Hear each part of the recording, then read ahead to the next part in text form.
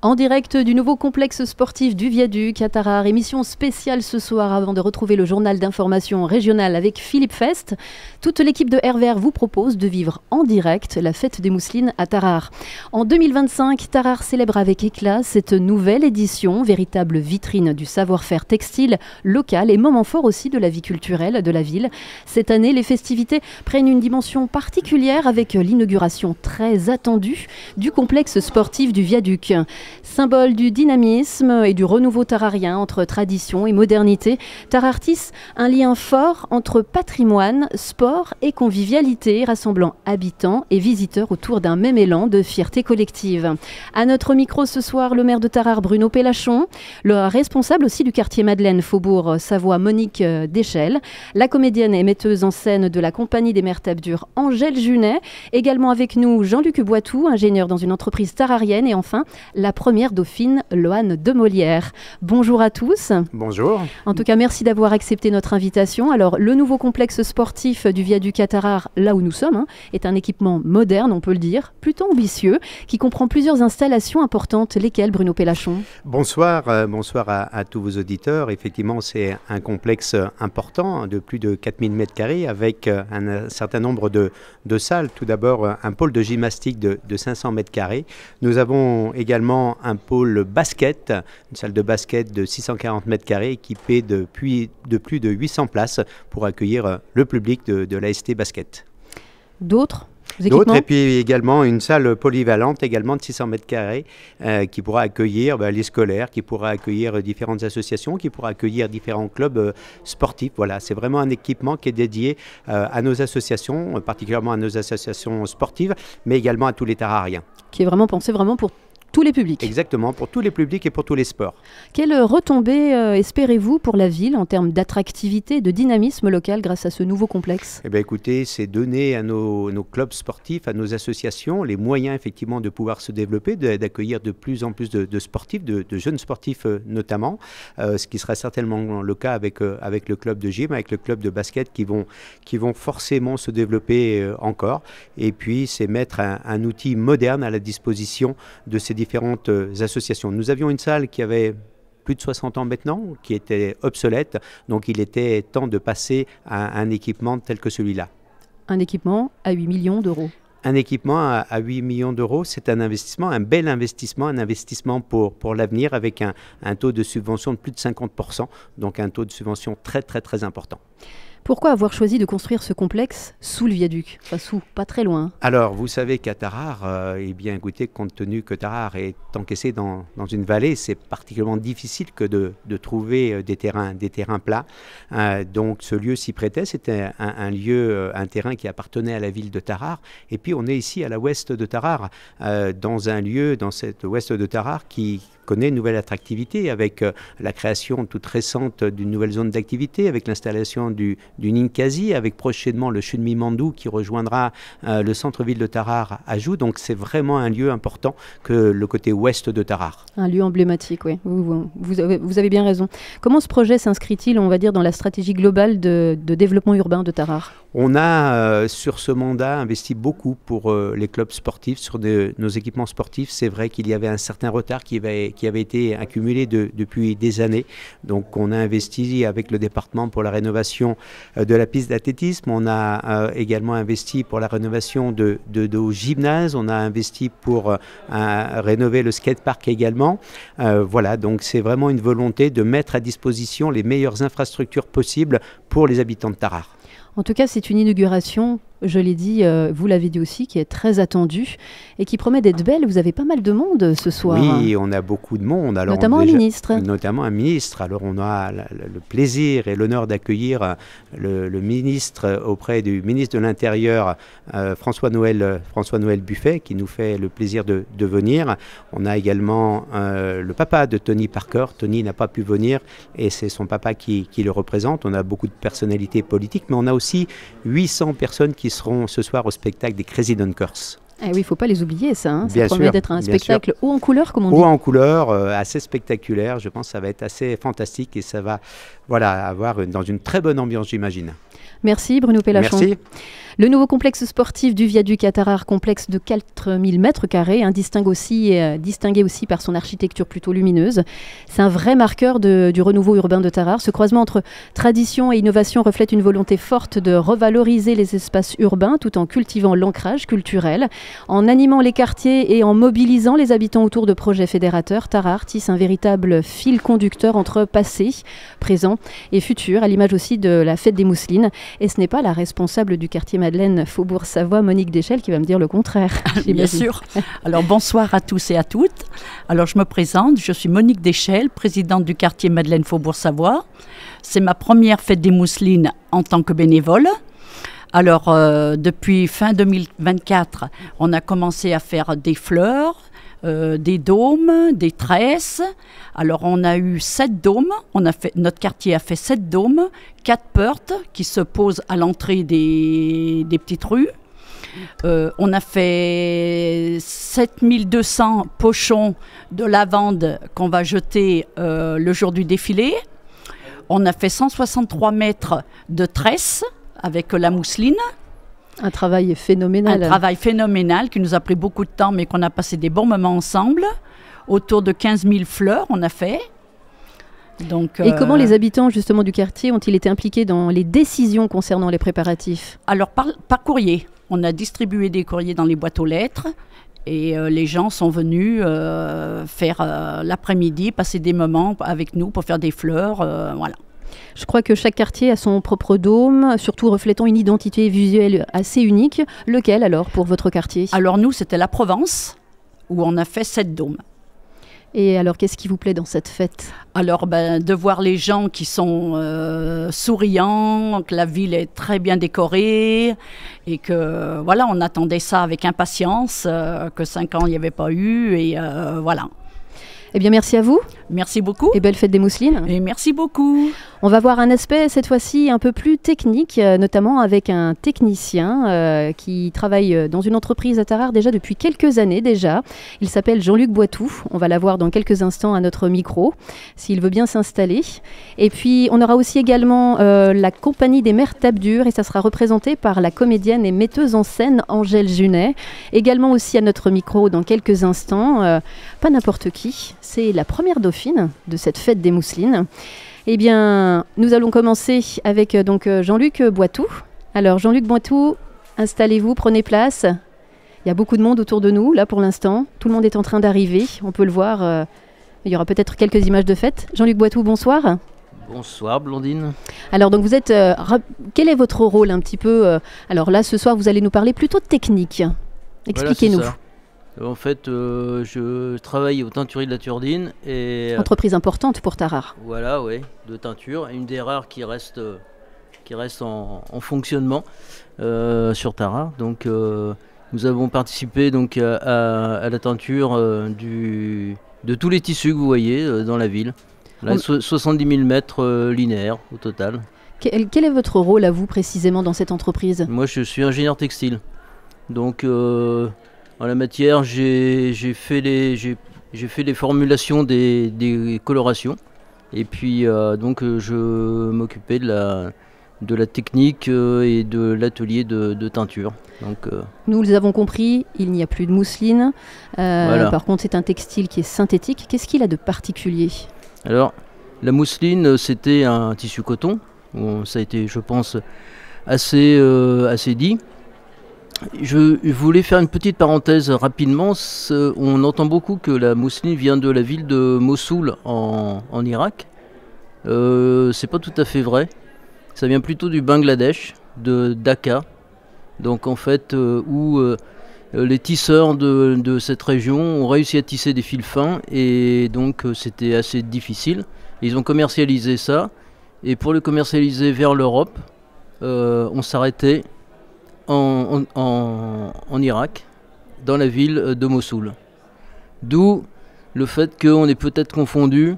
Mossoul, mousseline. Ouais, Mossoul, mousseline, ce qui n'est pas forcément exact, puisque le tissu fin qui était fait au Bangladesh, à Dhaka, ça s'appelait la Dhaka mousseline. Voilà, donc ça vient sûrement d'ici. Ensuite, ça a été exporté donc, en Europe. Les Européens, bien sûr, ont voulu copier. Et puis ça a commencé par l'Angleterre, la Suisse, et puis Tarare, donc en France, qui était devenue la capitale de la mousseline, donc coton. Et quand Ron Poulenc a développé le tergal, donc le polyester, tous les tisseurs de la région se sont mis à faire du tergal puisque c'était plus pratique, plus facile. L'entretien aussi des rideaux faits avec ce tissu, c'était plus simple. Donc voilà, maintenant ce qu'on voit, c'est pas vraiment de la mousseline. Mais ça existe encore, hein. La mousseline existe encore sous différentes appellations. Ça peut être la Saint-Galette par exemple, ça peut être la tarlatane. La tarlatane, ça va être la mousseline mais avec un après raide. C'est-à-dire c'est très technique. C'est pour faire de la reliure de livres par exemple. Ok. Voilà. Donc il faut que ce soit quand même, ça ne doit pas être souple, ça doit avoir une certaine raideur. À ce moment-là, ça s'appelle tarlatane. Quand c'est pour du pansement, c'est un traitement hydrophile, ça s'appelle la gaze à pansement. Voilà, donc puis dans différents pays, il y a différentes appellations. En tout cas, pour la ville de Tarare, là, elle est magnifiquement décorée. Il y a des choses incroyables, en tout cas, à voir. J'invite tout le monde à venir à Tarare pour voir tout ça. Ce textile, vous l'avez dit, textile synthétique, il est certainement plus solide. C'est aussi pour ça que vous l'utilisez. C'est surtout beaucoup plus pratique à entretenir. À entretenir, pas forcément à travailler ? Alors à travailler c'est difficile quand même, hein. Ah, oui. Au niveau du tissage c'est assez délicat, il y a des métiers à tisser vraiment spécifiques pour ce genre de fil, donc des métiers à tisser à jet d'eau ou à jet d'air. Je ne vais pas rentrer dans la technique, mais, non, voilà. Mais ça donne une idée en tout cas. Et puis ensuite pour la teinture, c'est teint dans on va dire, imaginez des cocottes minutes. Dans une cocotte minute, la température monte à peu près à 122 degrés. Et nous, dans nos machines, on monte à 130 degrés. Donc il faut monter en température. Donc le colorant est dans un bain, donc dans de l'eau, avec différents produits. Ensuite, on va monter en température. Et c'est le fait de monter en température qui va faire ramollir, en quelque sorte, le polyester. Et le colorant vient se mettre à l'intérieur. Ensuite, lorsqu'on refroidit, ça va faire imagine une sorte de coque, si on veut. Voilà, et le colorant ne va plus sortir du polyester. Il va être emprisonné dedans. Ce qui fait qu'au niveau du lavage, au niveau de l'entretien, c'est hyper facile, quoi. Voilà. Et on aura de la chance parce que durant toutes les festivités, on pourra voir donc ce fameux textile, mais pas, ça risque de durer dans le temps finalement. Ah, bien sûr. Quelques mois peut-être. Ah, plusieurs. Plusieurs mois. Il faut savoir que le tissu qui a été teint, dans 5 ans, va être réutilisé. Donc en fait, les bénévoles vont démonter tous les rubans, ils vont les recoudre, et ensuite on va les reprendre pour les laver, et ils vont les stocker de nouveau pour l'année, les 5 années prochaines. C'est parfait ça. Il faut faire ça parce que ça a un coût quand même important. Je pense que monsieur le maire a dû en parler du coût. Il n'a peut-être pas parlé spécifiquement du coût du tissu, mais 70 000 mètres à tisser, à teindre. Ça forcément un coût. Donc il ne peut pas se permettre tous les 5 ans de repayer 70 000 mètres de tissu. Très bien. Voilà.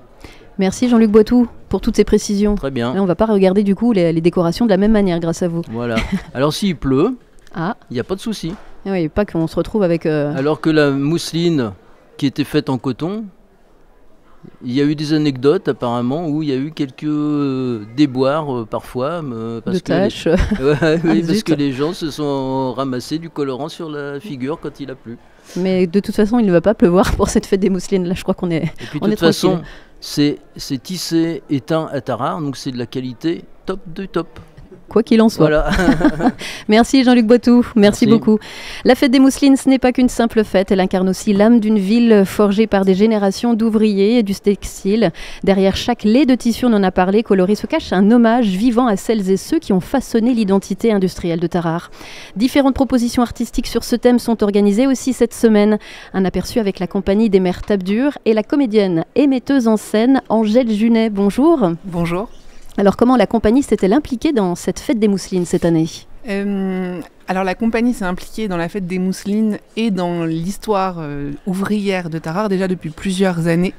Et particulièrement là, cette année pour les mousselines, en fait on diffuse un film qu'on a réalisé qui s'appelle Les Petites Mains Et ce film, en fait, c'est l'histoire du grand bâtiment que vous voyez en passant à Tarare, qui est entre Auchan et Action, à l'entrée de la ville. Et ce grand bâtiment, en fait, c'est plus qu'une usine, c'était une usine pensionnat. Des jeunes filles y étaient accueillies pendant 3 ans pour travailler dans des conditions qui étaient celles du 19e siècle, donc très difficiles. Et donc on est parti de cette histoire-là pour créer un documentaire, réaliser un documentaire qui raconte l'histoire du bâtiment, mais au-delà de ça, qui raconte l'histoire ouvrière tararienne et le fait que maintenant, à l'heure d'aujourd'hui, cette histoire-là, elle est en train un petit peu de disparaître. S'il n'y avait pas, par exemple, cette fête de la mousseline tous les 5 ans, eh ben, on ne parlerait plus, ou quasi plus, des ouvriers, des ouvrières du textile. Alors justement, quel message ou quelle histoire souhaitez-vous transmettre à travers vos différents rendez-vous de cette semaine ? Il y a beaucoup de choses qui sont prévues pour cette semaine. Oui. Il y a donc le film au cinéma qui passe encore là jeudi et vendredi. On a un spectacle aussi qui s'appelle Attendre que l'orage passe et qui raconte, c'est un dialogue croisé entre 2 ouvriers tarariens, l'une qui arrive à Tarare en 1876 pour justement être apprentie dans l'usine pensionnat et ensuite deviendra une tisseuse et fera toute sa vie à Tarare en tant qu'ouvrière du textile. Et un jeune homme qui arrive un siècle plus tard, donc en 1970 à Tarare, il vient d'Algérie et lui il va être maçon chez Léon Masson. Et donc ces 2 histoires d'ouvriers, on a cherché à les mettre en parallèle, à voir ce qui les unissait, plutôt que ce qui les différenciait. Et ça crée un spectacle d'1h15 où on raconte la ville et son histoire pendant presque 2 siècles. Ce spectacle-là, il est joué dans une ancienne usine textile aussi, c'est ça qui fait son charme en plus du reste, parce qu'on a la chance du coup de pouvoir le jouer dans les lieux mêmes où l'histoire s'y est déroulée. Et donc on sera dans les anciens locaux alors pour les connaisseurs, de l'usine Gode-Bedin, et pour ceux qui connaissent plus l'histoire contemporaine du textile, dans les anciens locaux de l'usine d'Avray, rue de Verdun, à côté de la gare. Ça, c'est samedi. Et jeudi, il y a une conférence que je vais mener avec d'autres personnes, Audrey Colonel et Bertrand Sylvestre. Il y aura aussi Paola Pigani qui viendra présenter son livre. L'idée étant de présenter, en fait, de parler des femmes du textile et du gant à travers différents ouvrages qui peuvent être romanesques ou documentaires.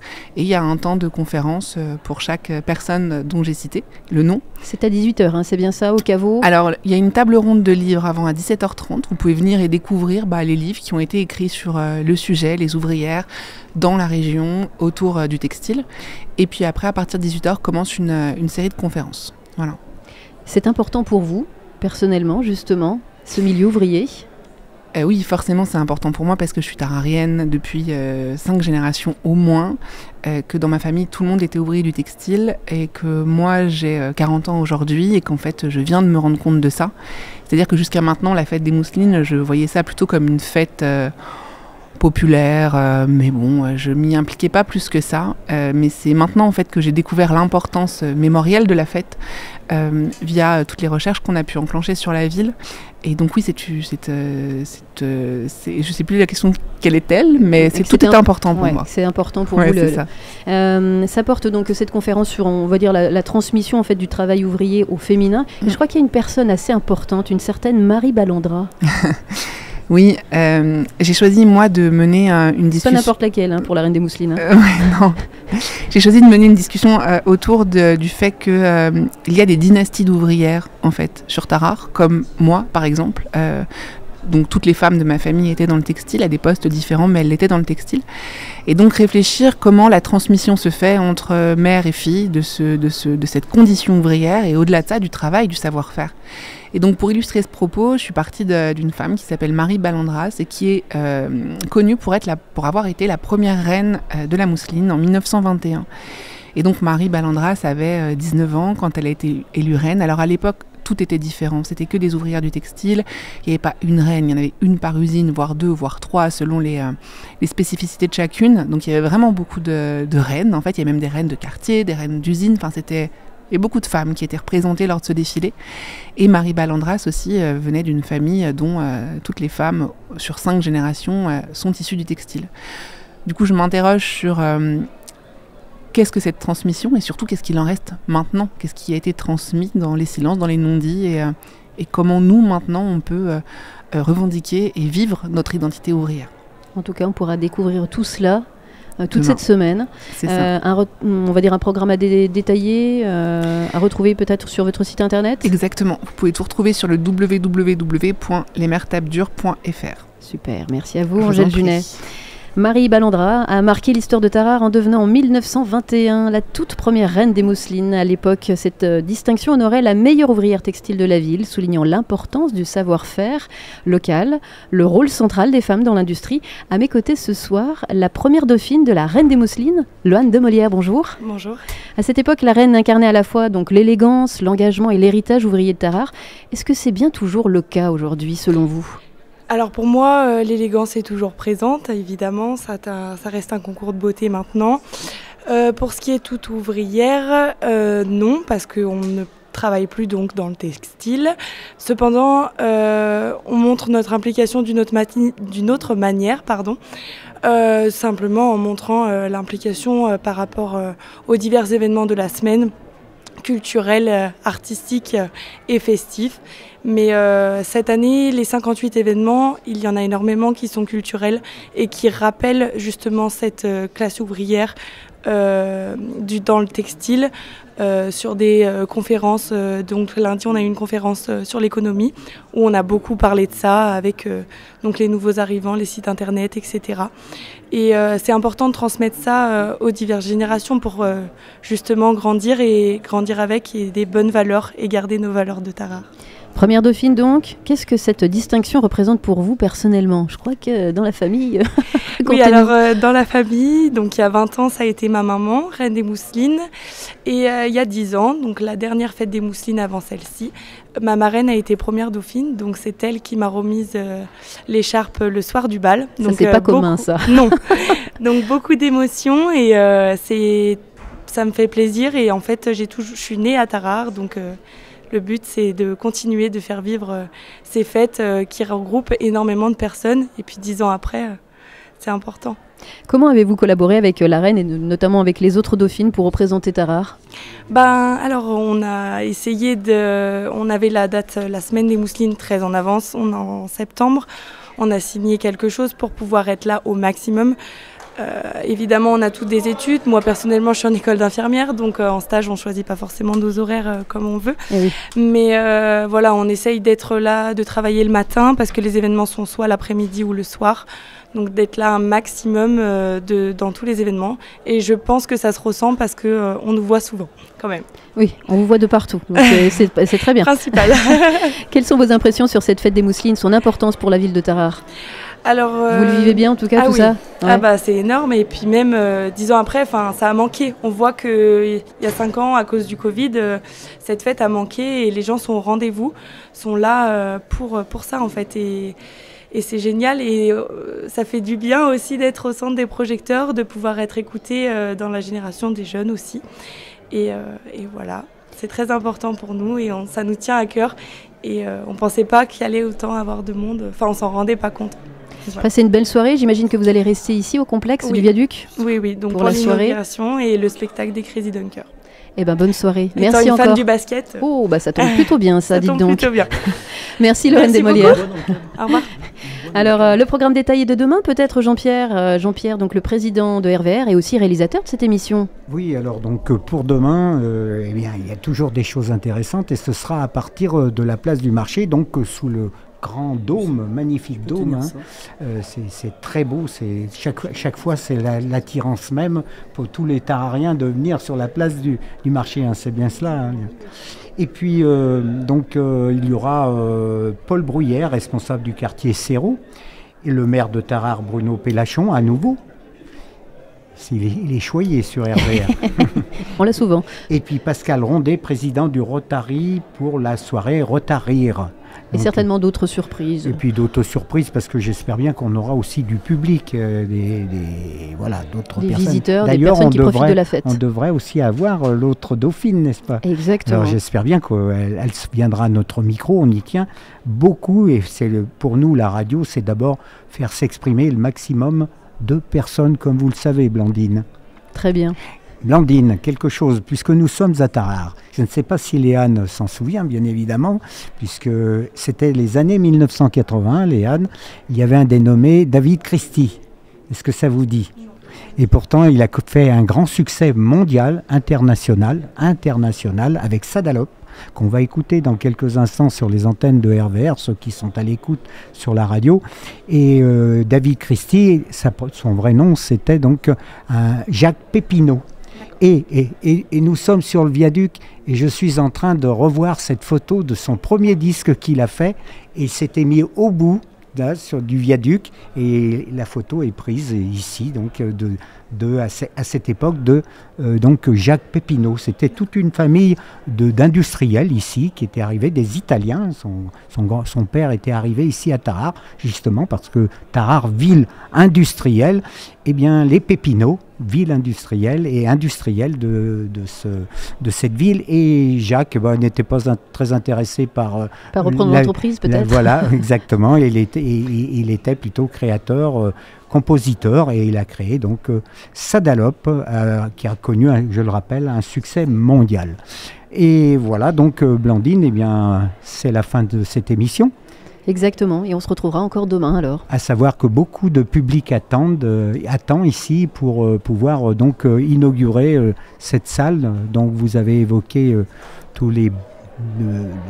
la belle chose qui est construite ici à Tarare pour un public jeune et moins jeune. Merci Jean-Pierre de Roy, merci. Eh bien, à demain. Et à demain. Merci en tout cas à tous nos invités, le maire de Tarare, Bruno Pélachon. Il y avait aussi Jean-Luc Boitou, le technicien ingénieur des teintureries de la Turdine. Il y a aussi la responsable du quartier Madeleine Faubourg-Savoie, Monique Deschelles, Loane de Molière, la première dauphine, et ensuite la comédienne et metteuse en scène de la compagnie des Mères Tabdures, Angèle Junet. Avec toutes ces animations, ces décorations, la ville de Tarare ne célèbre pas seulement la beauté et la fête, elle ravive une mémoire collective, celle d'un savoir-faire ouvrier, transmis avec passion et résilience. La fête des mousselines se poursuit cette semaine. Retrouvez-nous en direct dès 18h demain sur la place du marché de Tarare. À la réalisation de cette émission, Jean-Pierre de Roy. Pour la vidéo, Lucas Alba. À la technique, Vincent Vulin. Assisté de Sylla Toute et Lucien Pourchet. Bonne soirée. Et moi, j'ajouterais Blandine Renaud qui s'occupe de toute cette émission et qui reçoit beaucoup d'invités. Merci Blandine.